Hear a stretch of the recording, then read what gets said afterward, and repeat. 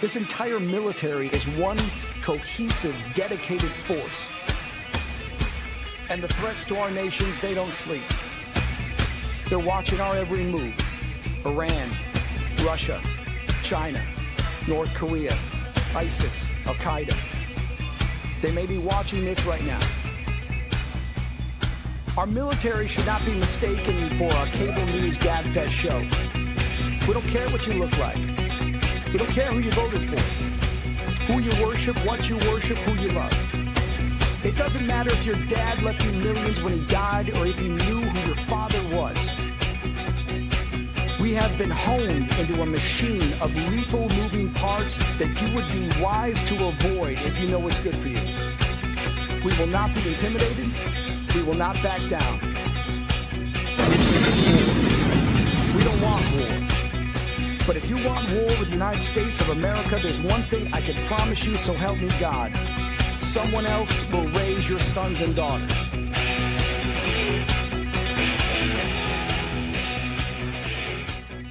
Military Broadcast Radio, the station that's giving veterans a voice. Find us on the web at mbradio.us.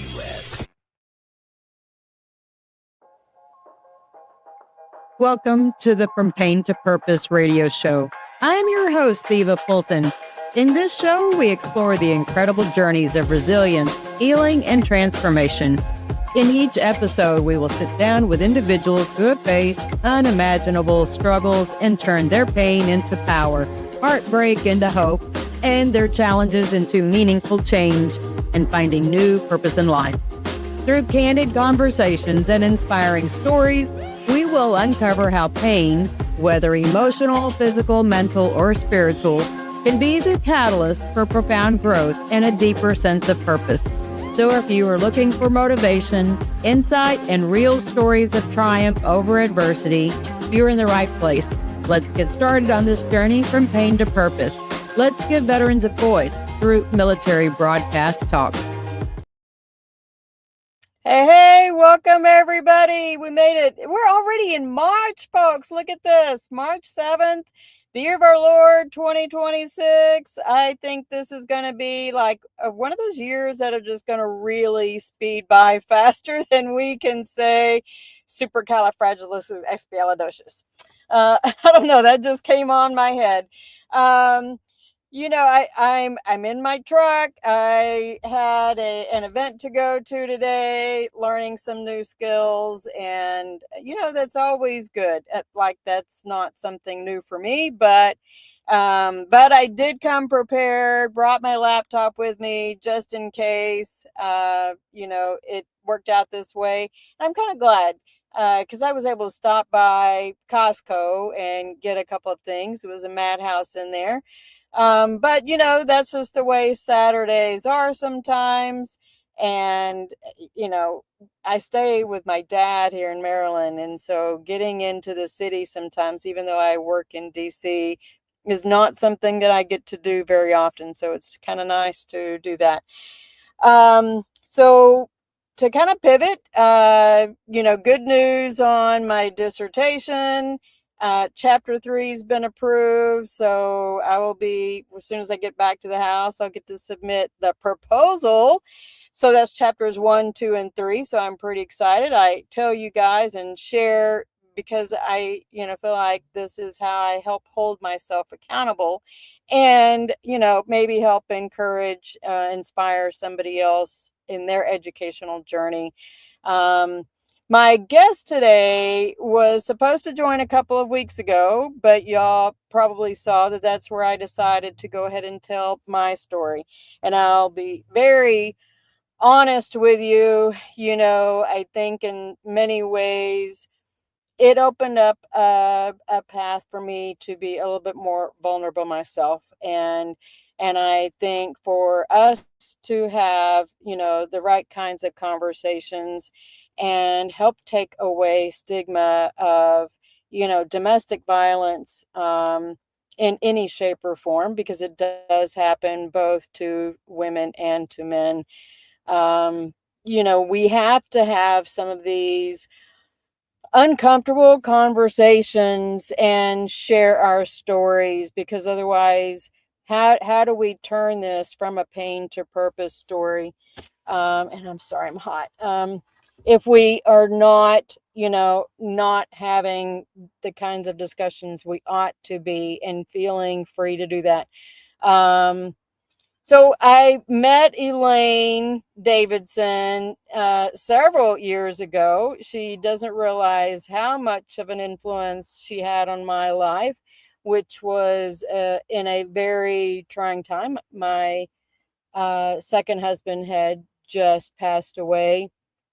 And I saw a post on Facebook about, hey, we're offering veterans to come and work for us, and you can get cash paid.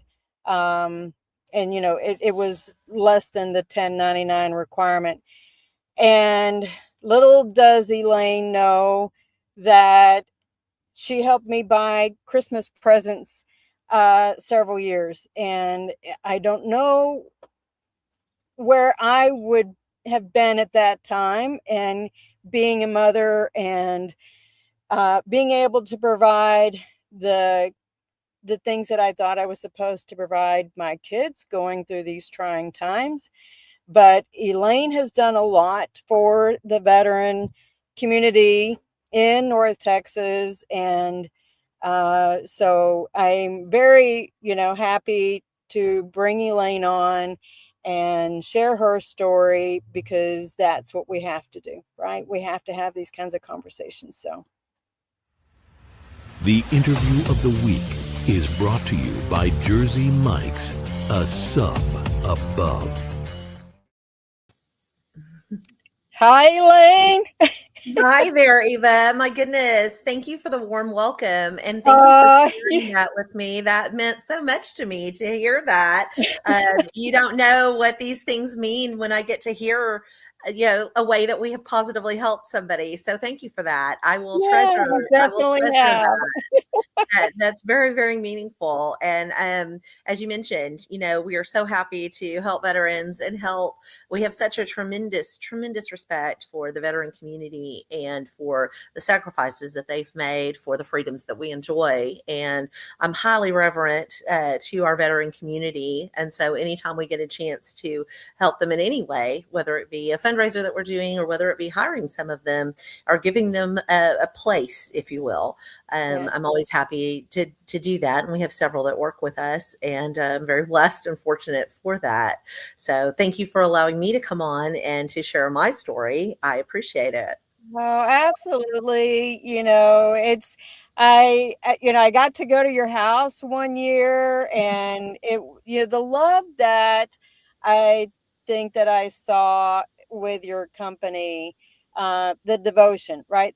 There was lots of loyalty. There was lots of fun. I got to go to some neat places that, to work. I was like, wow, I can't believe I'm getting to do this. Well, thank you. It is so much fun. So for those who don't know who I am, my name is Elaine Davidson, and I'm the CEO of eCasino Events. And I am somebody who has been a lifelong Texan. So I do slip into my Texas accent occasionally, especially when we talk about some of the difficult things. So just bear with me. If I do, it just is because I am such a generational Texan and I can't help it.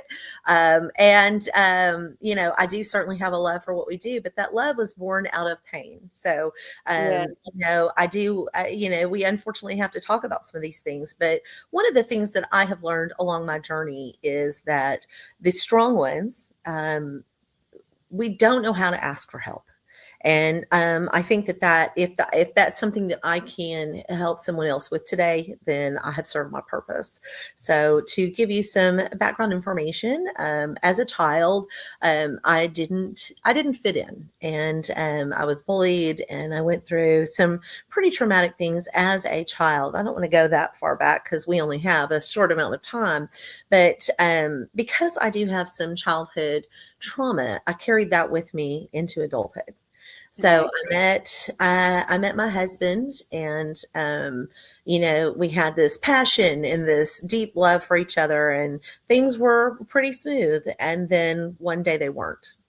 And I can remember that the first time that he ever hit me, and I can remember how I felt. And because I'd had that childhood trauma, I believed that it was me, and I needed to just Yeah. stand down, and I needed to back off, and it was my fault. And I internalized that. And I continued to internalize that every time that he did something after that. And as we continued in the relationship, children became involved. Thankfully, nothing ever happened in front of them. I'm grateful for that. But he did progressively become more aggressive. There was other mitigating factors, and that will be his story to tell, not mine. I'm going to stick to my story. Right. But we ended up in a situation where he was arrested. He had nearly killed me.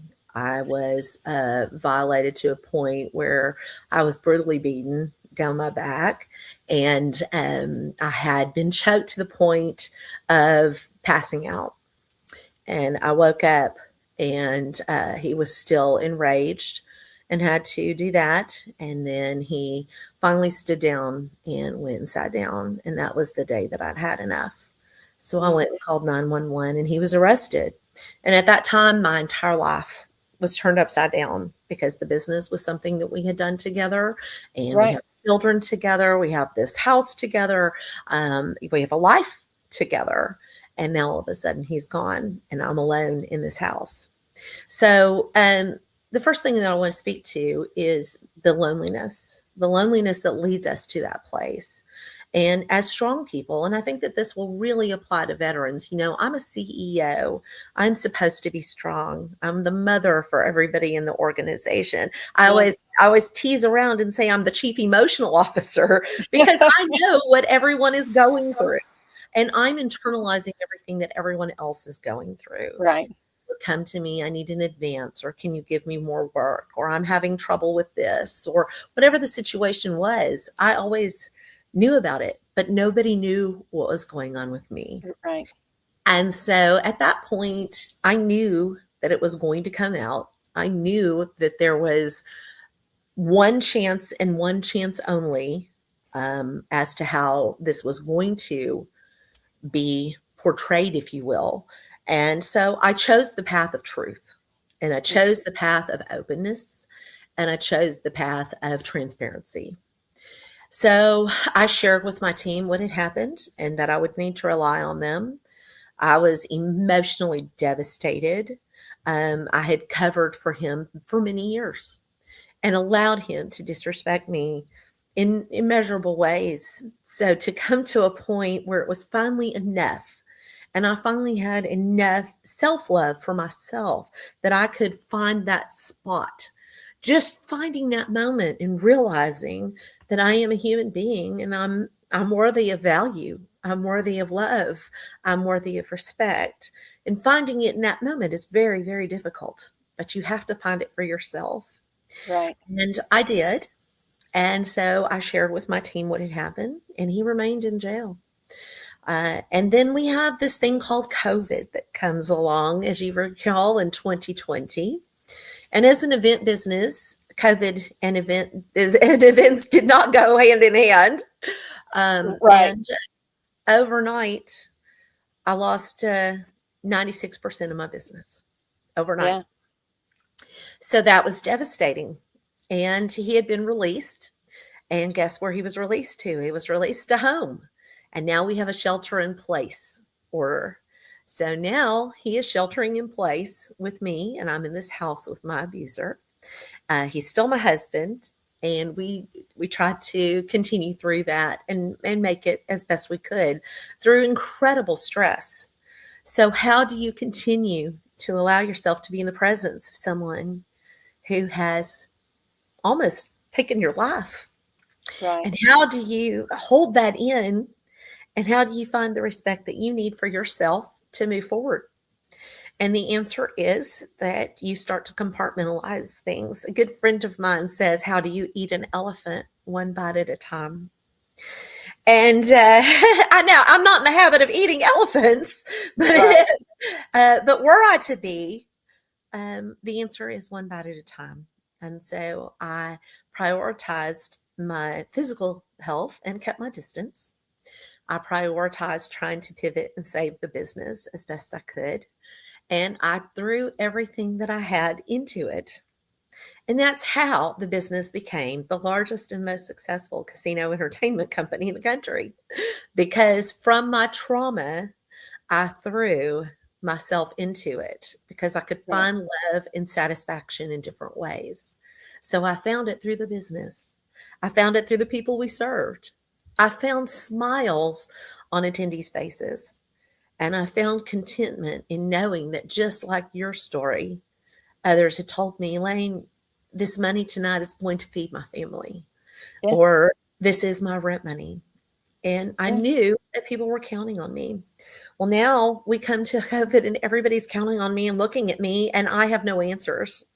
So we Right. decided to pivot and we went to virtual and we started doing some little virtual bingos.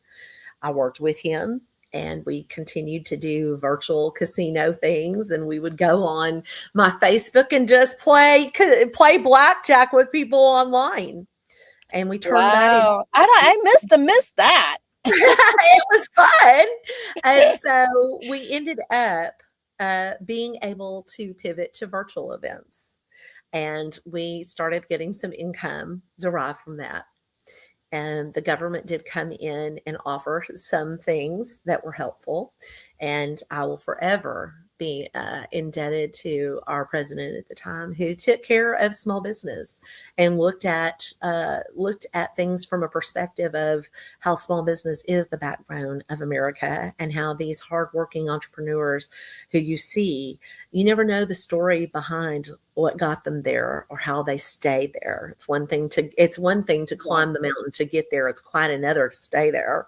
So here we are in COVID. We've lost 96% of our business. I'm in a stressful situation as it is because I'm sheltering in place with my abuser. And now I have to pivot and find a way to do this. So I worked tirelessly and I became a workaholic, but I poured myself into the business. And as soon as things opened, we were in a unique position to open and be top of mind and top of page. And we were the go-to provider until in 2021, we have COVID part 2. And in 2020, justice was delayed. Remember, he'd been arrested. Charges had been filed against him. And we had justice delayed. We had justice delayed again in 2021. And it wasn't until 2022 that he finally saw court. He was placed on probation and given one last opportunity to do right. So sadly, he did not choose that door. And sadly, we had another incident. And this was the final straw that broke the camel's back. Right. So he was violated again. And this time he was gone for good. So they took him in, and now I was left devastated. It was a pretty intense incident that had happened at the house. My kids had been locked in the car. I said, if mom does not come out the next 5 minutes, then call 911. Oh. If dad comes out and mom doesn't, call 911. It was that serious. And so needless to say, I survived that. 911 was able to capture the call that I was able to make. And in the end, he was taken, and this time for good. So he was ultimately sentenced to 5 years. And so now I am running a business alone. Now it's a very, very big business and a lot to manage. I'm now also a single mom, and I Yeah. have the needs of children that I have to take care of. And because they had been locked in the car and had seen their father carted off in handcuffs, there were some things that we had to do. So the reason we were in the car to begin with is we had to go for a very, very important client to an event in California. And now we have 26 hours prior to the event. It's a 22-hour car ride. Wow. One of my people who was strong and loyal came through for me and helped us get there. And I will always be grateful to him for doing that. And we made it out to California, and we had one heck of a party for this client. And I was numb. I was in shock. My kids were in shock. We were just traumatized beyond all recognition at this point. But that night, nobody knew it. And so after that event, I broke. I broke. I could Because imagine. you eventually do. And for Yeah. those of you who think you won't, you will. And I broke. And so now I'm in California. He's in jail. And I don't know the condition of my house because he was throwing things and breaking windows. I don't know the condition of my house. I don't care. I'm on the floor in fetal positions trying to just pick up what I can and trying to love on my kids. And during this time period, we had been sued by another entity that had the same name of the business that I'd had. They were in another state, and they had filed a trademark on the name, and they sued me. And we didn't answer. We didn't show up in court. And so they were awarded something called a default judgment. And the result of that default judgment was that overnight, this business that feeds my family, that I had turned to escape from all the trauma, was now cruelly taken from me. Wow.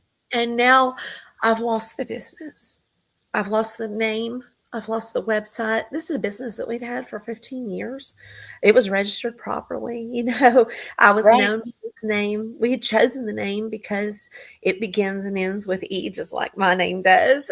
We had chosen it very specifically, or I had anyway. And so it was my third child. And so Right. now my husband is gone. My business is gone. And I'm in California with my girls and trying to figure out what to do. I will tell you that for those of you who feel like you've lost everything, you haven't lost everything until Child Protective Services calls and wants to do an inquiry about your children because they can hear them screaming on a 911 call. So I had to fight CPS, all while the business was falling apart, and the people that were counting on me didn't know what to do. We had parties that we still had contracts for. How are we going to get through this? What are we going to do? Right. And so once again, as I had in the past, I turned my trauma into triumph and took the name and changed it and started over. Telling people that we had to change the name, the inevitable questions of why, where is he? Why isn't he here? And the questions that you have to answer. So again, I chose the path of transparency, and we talked openly about it. And the people that had sat there and collected checks from me, or the people who had sat there and clapped while we succeeded, were now whispering about me in the corners. So imagine trying to pick everything up, be a single mom. Yeah. You've lost everything. You've lost, money, reputation, name, credibility, livelihood. You've lost your husband. You've lost your person who you thought was your person who wasn't. And now you've lost your health because your health is now affected by all the stress that is going on. And you've lost your mental wellness because it's too much for one person. It's just too much. So what ultimately happened is I broke. I had great people that were around me. I told them the truth about what was going on, and we rallied to rebuild. And we started over. We saved what we could. We started over. And here we are. And the great thing about it is that I've had the chance to rebuild it and to do it with as much integrity as I possibly can and to do it right. And the things that I got wrong the first time, I get a chance to do right now. And so there is some blessing that comes from it. And while he was gone, I stayed in contact with him. because he's still the father of my children. Right. And I feel it's very important for children to have relationships with their parents. And so he was visited. We put money on his books. We took care of him because I wanted to show people who I was. It wasn't about him, it was about me. Having integrity in the situation and setting that example for the people around me and for my kids. So, being in that situation, I got to go down to the prison that he was in, and I got to sit there for 2 hours and tell him every little thing that he ever made me feel. And it was free. And that was the beginning of my mental wellness journey. So, after trying to figure it out and realizing I couldn't, and realizing that everything was so overwhelming for me, I knew I needed help. And thankfully, I found it. It came in the form of the most magical and serendipitous way. Someone who attended an event of ours looked at me and said, "I sense that you are someone in pain. And it may be beyond my business, but I just want to tell you that if this applies to you, I know someone who might be able to help." And he gave me the phone number of a therapist and said that this therapist had helped him tremendously. So I reached out and I left a voicemail. Didn't hear anything. I thought, oh goodness, this is not as serendipitous as I thought. So I sent an email and said, "Hey, I think I really need help. Someone who is pretty much a stranger to me could see it. And so Yeah. if they're seeing it, the people close to me must be. Can you help me?" And I got a call back and I started therapy. And that began a journey. So I've left some things out because there's, again, only so much time. And I don't want to dwell on the negativity. But I will say that the journey for me to wellness included physical surgeries that I had to have to repair some of the trauma that had been created by him laying his hands on me. And so I had a physician that said, "Hey, we need to lose some weight. And hey, we need to work on some things." So we started a weight loss journey and we started a wellness journey, just eating better foods and trying to take better care of myself. And at the end of every doctor's appointment, he would say, "I love you. Even though I don't think you love yourself, I still love you." So that was the beginning. And he made me believe in myself. And so he's still my doctor today. I've lost 137 pounds without ever taking any kind of Ozempic or any of that. It was Wow. prescribed to me. It's sitting in my fridge, but I've never used it. You look amazing because I saw you at your house and you look amazing. Well, You thank do. you, hon. I appreciate that. So I still have a ways to go, but we have lost a lot of weight naturally through just curating better decisions. Right. You always say it's not what you're eating, it's what it's eating you. And that couldn't have been further from the truth for me. So losing him and getting a sense of doing it on my own, my body withdrawing from trauma and resetting itself, going in and actually caring a little bit more about myself, Yeah. and then starting to incorporate the mental wellness part of it and admitting that I needed help was the hardest thing to do. Because, and I think this will be so applicable to the military community. We're the strong ones, we're the leaders, we're the Right. ones that people depend on. We're the ones that people are counting on. And if I fail and I don't do my job, then the people behind me don't have one. And, you know, there's a weight that comes with knowing that. And it sits right here on your shoulders. And for me, it kept me going at 2 o'clock in the morning when I wanted to shut the laptop and go to bed. But I knew I needed to do this one more thing. I did the one more thing because I knew that I had these people depending on me. And Right. it drove me, and I started channeling that into something that was more positive. So I went on antidepressants. I started admitting that I needed them and taking them.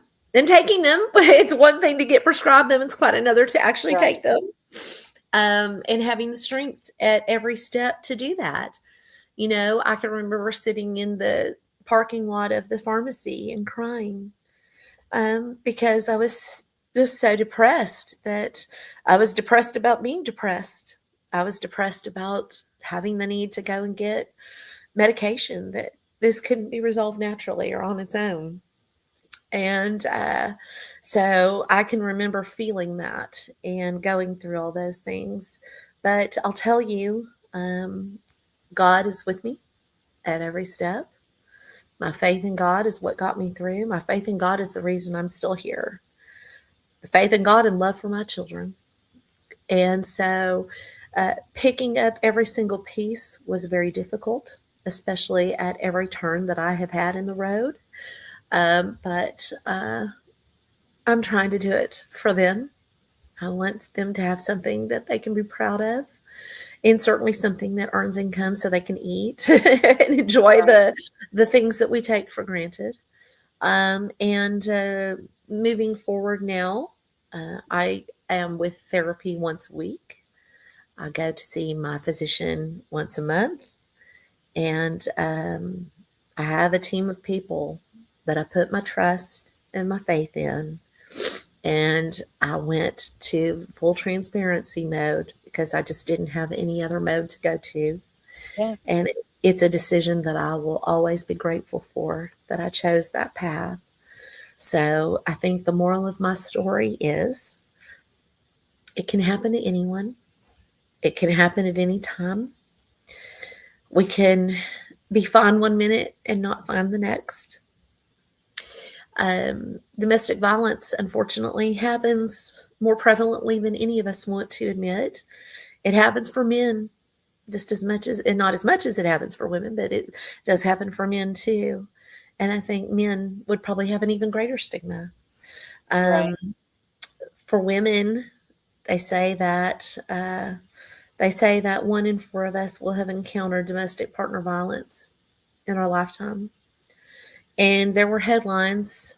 We've seen them. Lacey Peterson, Nicole Brown Simpson, the list goes on. I was destined to be that headline. I was going to be that headline had I not had the strength to make the call and make it multiple times. It took multiple times, but I finally did. And so if there's someone out there that's going through it right now, people say, why don't you leave? Why don't you cut your right arm off?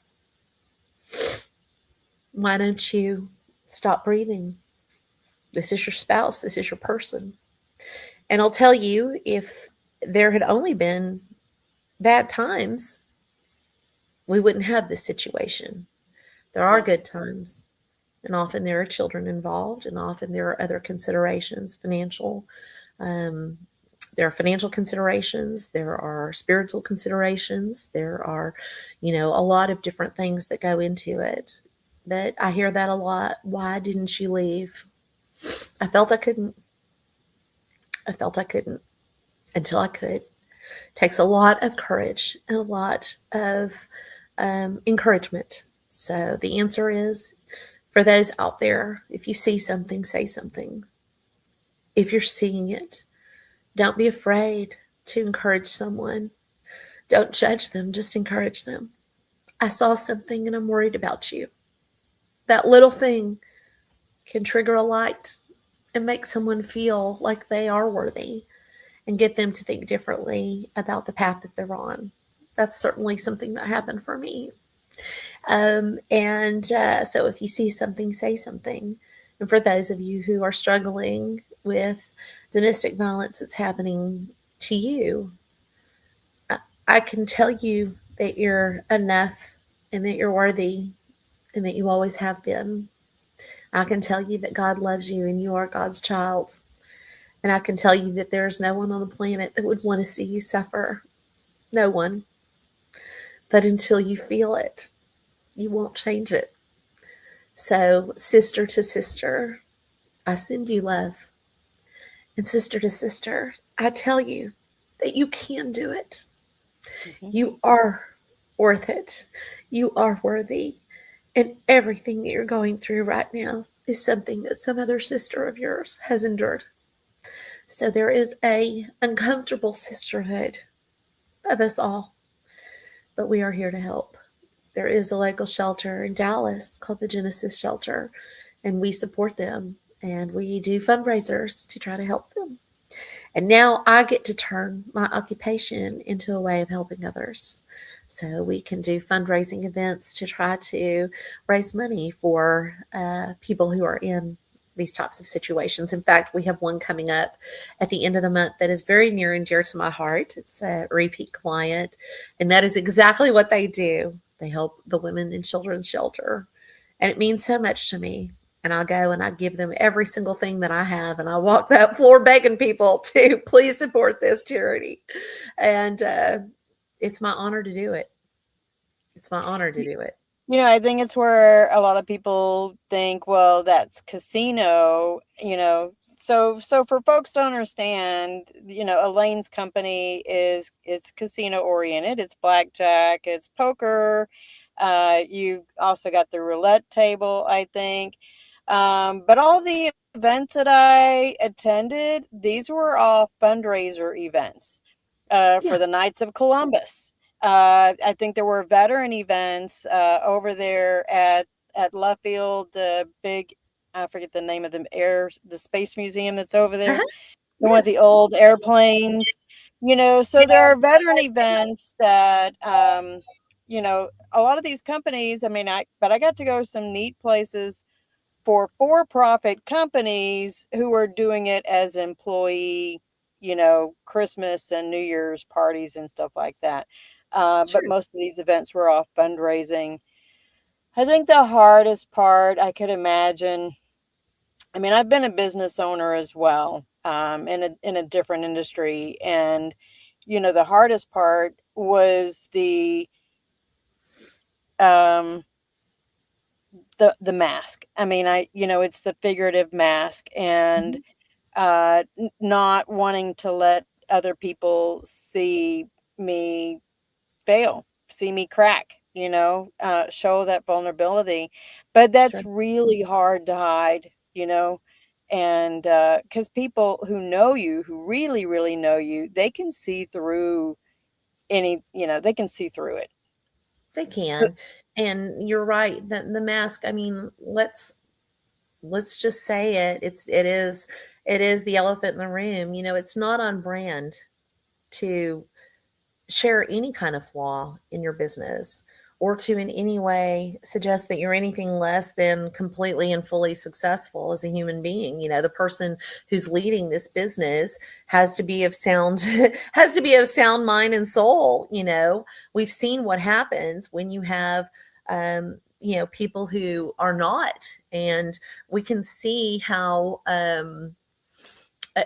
social media can attack a business when something's not right. We see how people can be degraded both privately and publicly for different things that happen.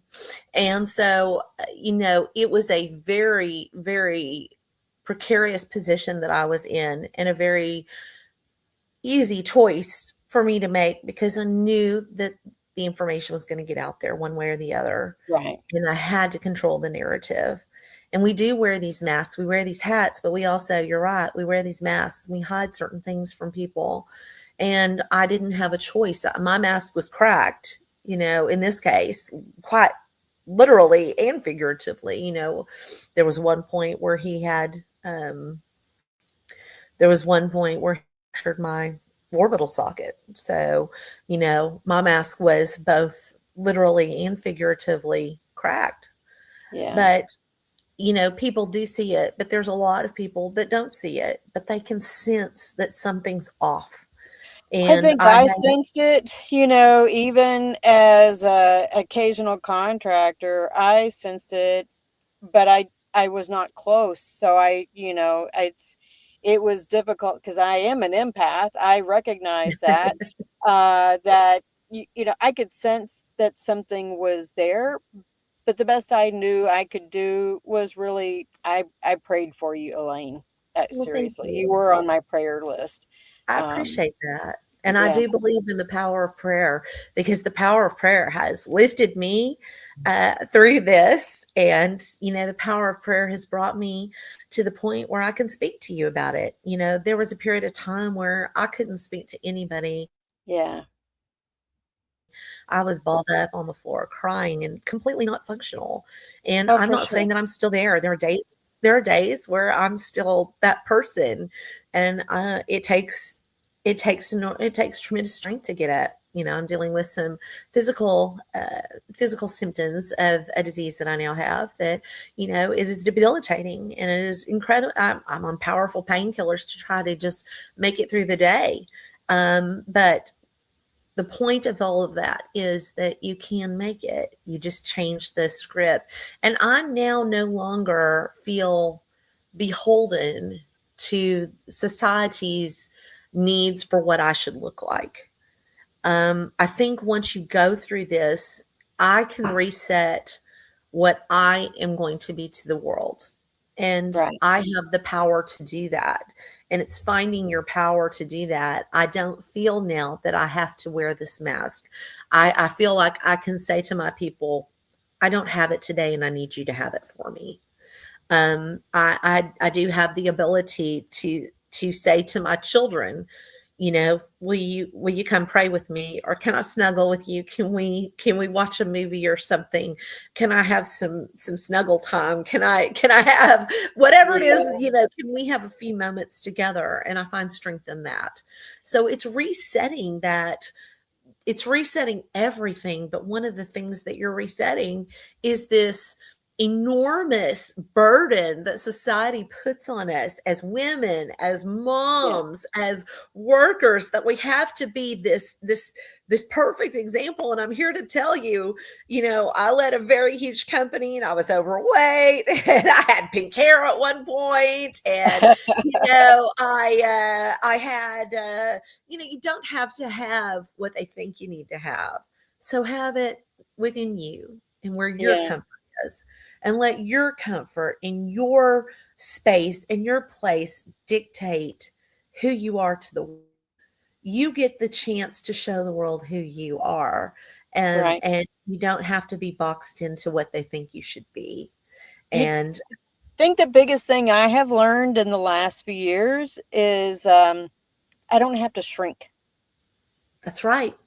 But I still, in some ways, I mean, I think part of it growing up, because we're the same generation, I feel like there was always that constant glass ceiling.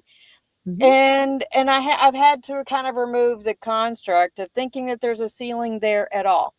Why not That's try this? true. Right? That's true. Why not get on the radio? Why not? I mean, the sky is only the limit if I choose to put that barrier there. And that's a Or choice. believe that it exists. Yes, Right. yes. Right. The moment That's that it's you tough. That's tough. That's very tough because that's what we're taught, and that's what we grew up with, and that's kind of the box that I'm talking about breaking out of.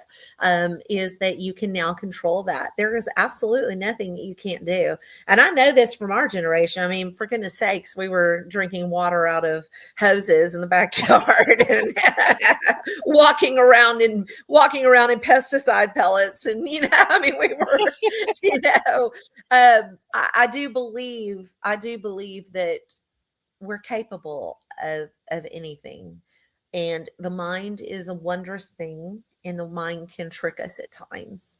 For And sure. so it is really coming to a point where you believe, um, don't believe the voices of what everybody else tells you. Believe the voice that's within, Yeah.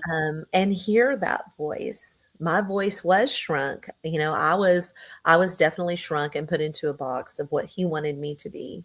And I allowed myself to be put into that because I believed, since he was my person, that the things he was saying to me must be true. The problem must be me. Surely it's me. Surely it's not I went through anything the else. same thing. I went through the same thing. And so Why? coming I mean, coming out of that is hard because it's programmed almost. It becomes like the skin that you wear, and you believe that these things are your truth.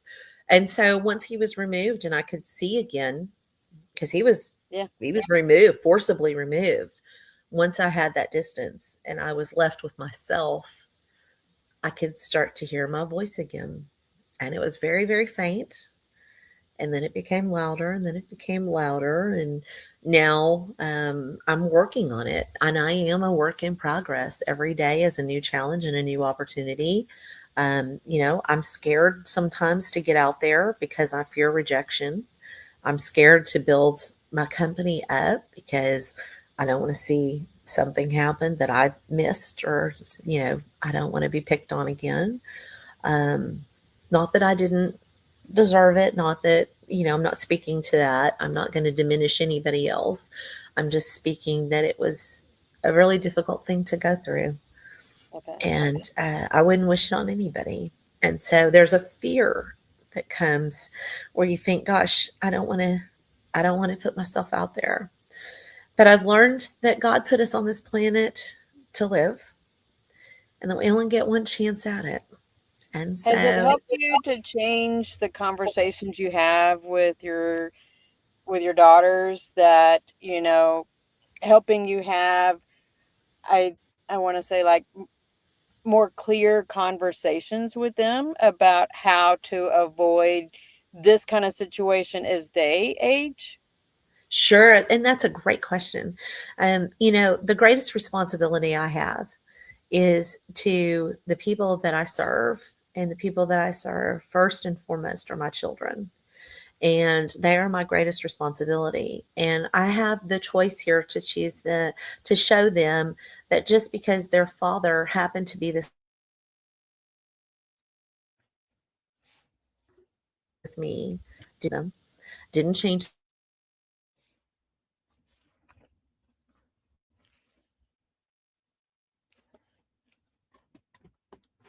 One of us froze. I don't know if it's me or you. Oh, well, I'm here. Okay, it's back. Okay. So I get to show them what strength looks like. And I get to show them what we need to look for in partners, and, what not to look for in partners. So that's not a conversation that anybody ever had with me growing up.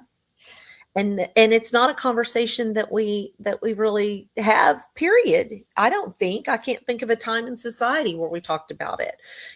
We all went and saw a film about what to do with feminine products, but we never saw a film about we never saw Right? a film. You remember when the guys went and played outside all day, and we saw the film, and we had to get permission slips and that kind of thing. So people today have no idea the struggle. But there's not a film out there that talks about how to treat and respect a future partner. Right. We're But it not goes teaching both ways, you we're know? not yeah, we're not teaching our kids that. So Yeah, now I get the opportunity to teach them that. And I know for a fact that my kids are going to be some of the most well-adjusted children on the planet, because I chose transparency. And there's such a thing as too much transparency. I'm careful not to teeter across that line. But right. I talk to them about the milestones. I give them choices. I talk about consequences. And we're talking. That's the most important thing. We're Yeah. talking. We put our phones down and we have conversations. And, so going through this was absolutely the worst thing that I could have gone through.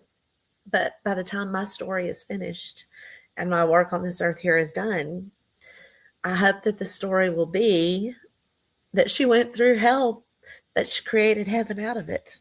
And so I hope that because I saw what hell looked like and that I didn't want to live there or stay there, I was able to create some happiness, and I was able to do something that changed someone's life in some way, some small way, and maybe bigger. So, our company, there's no actual gambling that happens. These are just themed events. That's all it is. It's no different Right. than a circus themed event or just a casino themed event. Right. Right. But people pay, to come. It's just like an adult Chuck E. Cheese. People pay X amount of money to go to a gala. They're going to get fed, they're going to get entertained, and then at the end of the night, they're going to go home. That's what we do. We just do it with a different theme. But I get to do things for some of the most revered and respected groups on the planet. And then I get to encounter some really cool people. One of the fundraisers that we did last year had a guy named Post Malone at it. I've done some events with some very big celebrities, and I've done some events for grandma's 80th birthday in the garage, and each one of them is special and unique in their own way. And I'm just so grateful that I get to do something that I love, and that I get to share that love with so many people. And I'm grateful for life. I'm grateful for breath. I'm grateful that he wasn't able to take away my breath, For and sure. that I could find my voice. And now look, I get the opportunity to make an impact and to do something really cool and help other people. So that's my pain to purpose story, is taking attacks and taking trauma and taking stigma associated with all of that, and putting it in the vernacular and having difficult conversations and sharing it with other people. And even saying, doing simple things like, hey, let's just do a check-in today. Yeah. Today I'm 10%. Yesterday I was 150. Today I'm 10. And Yep. they know, okay, she's 10, so we're gonna be the other 90. And it's having those kinds of conversations. But the greatest thing about it is we're talking now. I'm talking to my kids, I'm talking to my people in my organization, I'm talking even to my clients, and it's a wonderful thing that I get to share my story. I'm excited that I got to share it with you today. And I hope that on some level it will find that one person that's sitting there in pain, They're unsure not of. alone. They're not alone. They're not. Yeah. But you never could believe that someone else could go through that. Certainly someone of this stature or of this consequence. No, there's no way they can go through that. Yes. And I think it happens, at the very low end of the income levels to the very high end of the income levels, that there is no exception that abuse doesn't happen. It is a choice. You had far more courage than I did at the time, to make those kinds of calls, I'm sorry to hear that. Well, it was my second marriage, and I didn't, I had prosecuted.